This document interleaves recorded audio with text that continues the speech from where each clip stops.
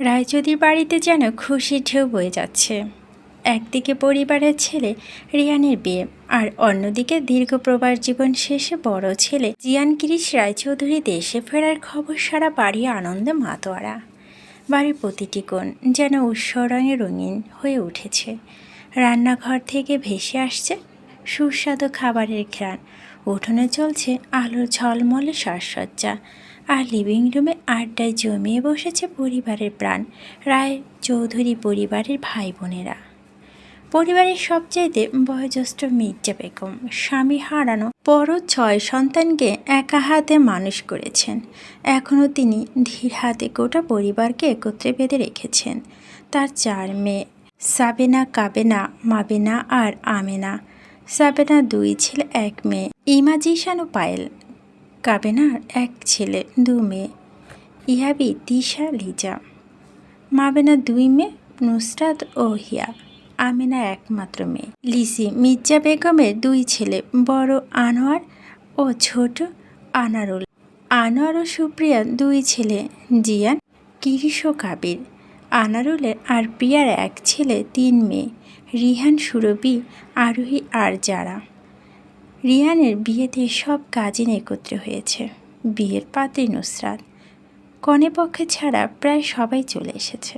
Living রুমে কাজিনদের আড্ডা, হাসা ঠাট্টা জমে উঠেছে পরিবেশ। বাড়ির সদস্য সংখ্যা কম নয়, প্রতিটি ঘর, প্রতিটি মন মুখর আজ। লিভিং রুমে সবাই মিলে বসে গল্প জমিয়ে কাজিনদের হাসি আর খুনসুটিতে বাড়ি যেন হেসে উঠছে। আনোয়ার ভাই সোফা থেকে উঠে জিজ্ঞেস করলেন, আনারুল মা কবে আসবে রে? আনারুল জানালেন, আজ বিকেলে। সকালে ফোনে কথা হয়েছিল, বলেছে বিকেলে রওনা দিবে। সুপ্রিয়া পাশ থেকে বলে উঠলেন, তোমার ছেলে কবে আসছে সে? আনোয়ারা হালকা হেসে বলেন, সন্ধ্যা 7টার দিকে। আর বলছে কাউকে যেন না পাঠাই এয়ারপোর্টে, একাই আসবে। এই কথা লিভিং রুমে এক মুহূর্তের জন্য নীরবতা নেমে এলো। যেন গিরিশের নামে সবাই একটু সোজা হয়ে বসলো। আড্ডা জমে উঠেছে। আরবি হেসে বলল, আরে গিরিশ ভাইয়া বাড়ি এলে তো আমাদের হালুয়া হয়ে যায়, কেউ ঠিকঠাক নিঃশ্বাস নিতে পারি না। রিহান শটান হয়ে বসল, আজকে প্রথম মনে হচ্ছে তুই আসলে আমার বোন। কাবির মুখ গম্ভীর করে বলল, তোর কথাটা সত্যি মনের ভিতর গিয়ে লাগলো। সুরভি হাসতে হাসতে বলল, তোরা গিরিশ ভাইয়ার বদনাম করছিস না নিজেদের দুঃখের গল্প শোনাচ্ছি? ইয়াবি ধমকে উঠে বলল, এইবার থাম তোরা, অনেক হয়েছে। এমন সময় সিঁড়ি বেয়ে নিচে নামে যারা। চোখ আটকে যায় ঈশানের। সে হেসে বলে, এলো আমার পাওয়া ভালোবাসা। আরবি খিলখিল করে হেসে বলে, ভালোবাসা এমন হওয়া উচিত ঈশান ভাইয়ের মতো। 29 বার রিজেক্ট হয়েও হাল ছাড়ে না। সেই কথা শুনে সবাই হেসে লুটিয়ে পড়ে। যারা এসে সোফায় বসে। কমলা এসে 1 গ্লাস দুধ দিয়ে বলে। ঈশান ধীরে ধীরে তার দিকে এগিয়ে আসে। যারা ধীরে ধীরে সরে বসে। যারা চোখ রাঙিয়ে বলে, এই ডাক্তার তোর সমস্যা কি? ঈশান কাজ জাগিয়ে উত্তর দেয়, সমস্যা তুমি, আর তুমি এত সকালে দুধ খাচ্ছ কেন? গাম্ভীর্য ধরে বলে, কাল রাতে বাইক রেসে 2 ছেলেকে হারিয়ে বাড়ি ফিরেছি রাত 1টা নাগাদ। শরীরটা তো একটু ক্লান্ত, বুঝলে? ঈশান চেহারা দুষ্ট হাসি এনে বলে, তাহলে তো মামিকে বলা উচিত তুমি রাত করে বাইরে ঘুরে বেড়াও। এই কথা শুনে যারা রেগে গিয়ে ঈশানের মুখ চেপে ধরে। সবাই মজা দেখে হো হো করে হাসে। আরবি হঠাৎ বলে উঠল, কাবির মন খারাপ বুঝি? তিশা আসেনি তাই? কাবির কপাল কুঁচকে বলল, কে বলল আমার মন খারাপ? সুরভি বলে, বিকেলেই তো চলে আসবে, কিন্তু আমি বেশি এক্সাইটেড লিসিকে নিয়ে। লিজা মুচকে হেসে বলে, সেই মেঘের বিয়েতে দেখেছিলাম ওকে, তখন কতই না ছোট ছিল। বিকেল গড়িয়ে সন্ধ্যা। আগমন মির্জা বেগমের।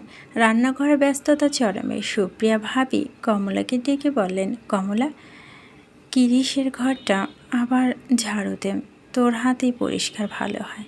ঠিক তখনই কলিং বেল বেজে ওঠে। প্রিয়া চেঁচিয়ে বলে, আরবি কে এসেছে তো দেখ। আরবি দরজা খুলে দেখে মির্জা বেগম দাঁড়িয়ে আছেন, পাশে তিশা, পিছনে দাঁড়িয়ে 1 অপরূপা মেয়ে। আরবি আনন্দে চিৎকার করে, দাদি এসো এসো ভিতরে। সবাই ছুটে এসে দাদিকে বরণ করে নেয়। আরবি চোখ হঠাৎ আটকে যায় পিছনের মেয়েটির উপর।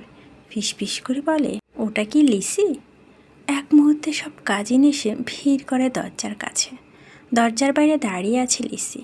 লাল জামা, টানা টানা চোখ, গায়ের রং দুধে আলতা, হাঁটু ছোঁয়া কালো চুল, এক অপার সৌন্দর্য। সুরভি বিমোহিত হয়ে বলে, আমি তো ভেবেছিলাম ও পরীর মতো, কিন্তু এ তো হু পরী।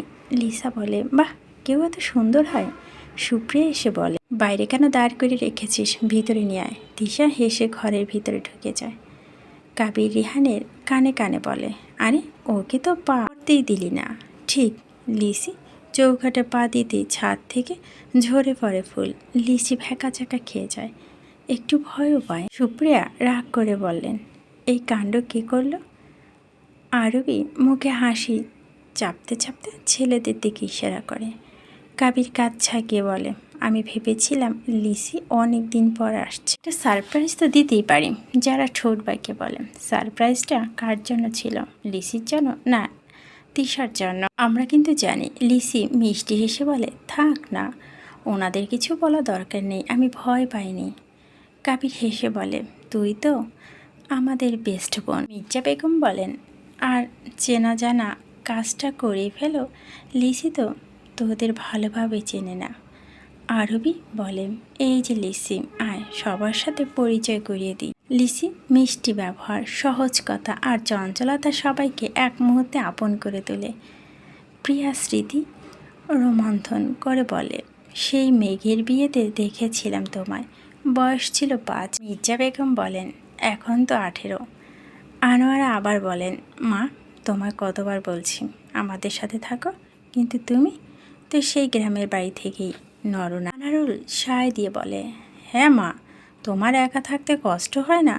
মির্জা বেগম হেসে উত্তর দেন, আমি একা থাকি না, লিসি তো আমার সাথে থাকে, আর এই শহরে ঝামেলা তো আমার সহ্য হয় না। সুপ্রিয়া লিসিকে পাশে ডেকে নিয়ে আদর করে মাথায় হাত রেখে বলেন, তুমি আমাদের বাড়িতে আসো না কেন গো মা? লিসি মিষ্টি এসে বলে, ছুটি পেলে দাদু নিয়ে যান, ছুটি ফুরালেই আবার নানু বাড়ি পাঠিয়ে দেয়, আর নানু তো আমাকে কোথাও যেতে দেয় না। সুপ্রিয়া এবার মির্জা বেগমের জিজ্ঞেস করলেন, মা আপনি ওকে বাইরে যেতে দেন না কেন? মির্জা বেগম এবার চোখে রহস্যময় হাসি এনে বলেন, যার জন্য এত বছর আটকে রেখেছি তার কাছে একদিন তুলে দেব বলেই রেখেছি। লিচি চোখ গোল করে বলে, কে সে শয়তান যার জন্য তুমি আমায় বেঁধে রেখেছ? মির্জা বেগম কিছু না বলে মুচকে এসে থাকেন। সুপ্রিয়া বলেন, লিসি তুমি গিয়ে ফ্রেশ হয়ে এসো। তিশা তুমিও যাও, মা আপনিও রেস্ট নাও। আরবি বলল, লিসি চল আমার সঙ্গে আয়। বাড়িতে অনেক আনন্দ, মায়া আর একটা অজানা অপেক্ষা। ইংল্যান্ড প্রাচীন প্রাসাদে আলোতে তৈরি গোপন এক অট্টালিকার 4টি রক্তাক্ত মরদেহ পড়ে আছে। চারপাশে শতাধিক কালো ড্রেস, কালো গ্লাভস আর কানে ইয়ারপিজ পরা প্রফেশনাল গার্ড। ঘরে থমথমে নীরবতা। কাছের ঝাড়বাতির নিচে বসে আছেন তিনি, the mafia king of UK, জিয়ান কিরিশ রায় চৌধুরী। হাতে এক বিলাসবহুল ক্রিস্টাল ওয়াইন গ্লাস, রক্তের মতো গাঢ় লাল ওয়াইন ধীরে ধীরে ঘুমাচ্ছে। তার সামনে হাঁটু গেড়ে কাঁদছে এক ব্যক্তি, গলায় কাঁপুনি। কিরিশ ধীরে মাথা তোলে। তোর চোখে এক ধরনের শীতল আগুন যা কেবল নিষ্ঠুরতা বোঝে। তার ঠোঁটে হালকা ঠান্ডা হাসি। Chris never give a second chance, ঠান্ডা গলায় বলেন তিনি। একটা হালকা চোখের ইশারা, ঠিক পর মুহূর্তে ব্যাং। লোকটির কপালে গুলি, রক্ত ছিটকে পড়ে ওয়াইন রক্তের মার্বেল ফ্লোরে। ক্রিস ওয়াইন শেষে চুমুক দিয়ে বলে, ওবার। তিনি উঠে দাঁড়ান, ধীর ব্লেজারে বোতাম লাগিয়ে দরজার দিকে হাঁটেন। বাইরে প্রস্তুত কালো করে 25টি রোলাক্স রয়্যাল গাড়ি কনভার, সামনে দাঁড়িয়ে প্রধান বডিগার্ড রোল রুইস। দরজা খুলে মাথা নুয়ে অভ্যর্থনা জানান। গাড়িতে উঠে বসেন। 25টি বিলাসবহুল গাড়ি প্রবেশ করে এক রাজপ্রাসাদের মতো হ্যাভেলিতে। ইংল্যান্ডের সবচেয়ে দামি প্রপার্টিগুলো তালিকা উপরের দিকে, যার নাম রায় চৌধুরী ম্যানশন। এই বিশাল প্রাসাদে ঢুকে ক্রিসের প্রথমে তার ব্যক্তিগত জিম পুল ছুটে যান। তারপর স্নান সেরে হোয়াইট টাওয়ালে পরে ব্যালকনিতে দাঁড়ান। দূরে সিটি লাইট, হাতে একটা সিগারেট, চোখে এক গভীর বিষণ্ণতা মেশানো শক্তি। তখনই প্রবেশ করে তার শ্যাডো পার্টনার, সহকারী এবং আন্ডারওয়ার্ল্ড এক্সিকিউটিভ মার্ক। কিরিশ চোখ না তুলে বলে, রিহান গেভ এনিথিং? মার্ক বলে, ইয়েস। মার্ক এগিয়ে আসে, হাতের ভিতর থেকে একটা ছবি বের করে। 4594 জন মারা গেছে স্যার এখন পর্যন্ত, আর এই হচ্ছে তার সাম্প্রতিক ছবি। কিন্তু কিরিশ ছবি নেয় না, শুধু ঠান্ডা গলায় বলে, I don't need the picture. আধ ঘন্টা পর কিরিশ পরিপাটি স্যুট পরে বেরিয়ে আসেন। ভিতরে প্রাইভেট এয়ারবেস ফাঁকা করে রাখা হয়েছে শুধুমাত্র তার আগমনের জন্য। প্রতিটি নিরাপত্তা বাহিনী তার নিয়ন্ত্রণে। এসে থামে প্রাইভেট জেটের সামনে। জেটের গায়ে কিরিশ উঠে যায়, নিজের সামনে বসে থাকা পাইলট সম্বোধন জানায়। কিরিশ চোখ বন্ধ করে হালকা গলায় বলে, টেক মি টু বাংলাদেশ। বাংলাদেশের হযরত শাহজালাল আন্তর্জাতিক বিমানবন্দর। আকাশে সন্ধ্যার রং নামছে। ভিআইপি টার্মিনাল থেকে হঠাৎ করে বেরিয়ে আসে একটি, দুটি নয়, একসাথে পরপর 15টি ব্ল্যাক রঙের। প্রতিটি গাড়ি গায়ে রায় চৌধুরী পরিবারের রাজকীয় সিল। পিছনের গাড়ি দরজা খুলতে নেমে আসে একটা আগুন রঙের সিগনেচার পা, রোলাক্সের মোড়া কবজি, কালো ব্লেজারটা কাঁধে ফেলা, সাদা শার্টের বোতাম খোলা, চোখে রোদ চশমা, মাথা উঁচু করে এগিয়ে আসে সে। জিয়ান কিরিশ রায়চৌধুরী, বাংলাদেশে 1 নাম্বার বিজনেসম্যান। কারো জন্য দাঁড়ায় না, কারো সামনে মাথা নত করে না। এয়ারপোর্টে দাঁড়িয়ে থাকা ভোটাররা মুহূর্তে তড়াক করে ক্যামেরা তুলে ধরে। সরি, আপনি দেশে ফিরলেন হঠাৎ করে? স্যার, আপনাকে ঘিরে গুঞ্জন অনেক। কিন্তু কিরিশ চোখ তোলে না, এক ঝলক চারপাশ দেখে, ঠোঁটে কিটিকিটি হাসি টেনে বলে, চোখ মুখ শক্ত করে গাড়িতে উঠে বসে সে। রিপোর্টাররা হতবাক, যেন কেউ একটা ঝড় বয়ে গেল। গাড়ির ভিতরে বসে সিগারেট ধরানোর আগেই তার ফোনটা বাজে। আব্বু কলিং। ফোনটা রিসিভ করে হালকা ক্লান্ত গলায় বলে, আসছি, রাস্তায় আছি। ওপাশ থেকে আনোয়ার বলে, তুই কই রে? তোর মা পাগল হয়ে যাচ্ছে। কিরিশ ঠান্ডা গলায় বলে, 7টায় বলেছিলাম, 7টায় আসছি। হঠাৎ কিরিশ চুপ হয়ে যায়, যেন কিছু শুনে রেগে ওঠে। বাবাকে ফোনে লাউড দিতে বলে, হোয়াট ইজ দিস?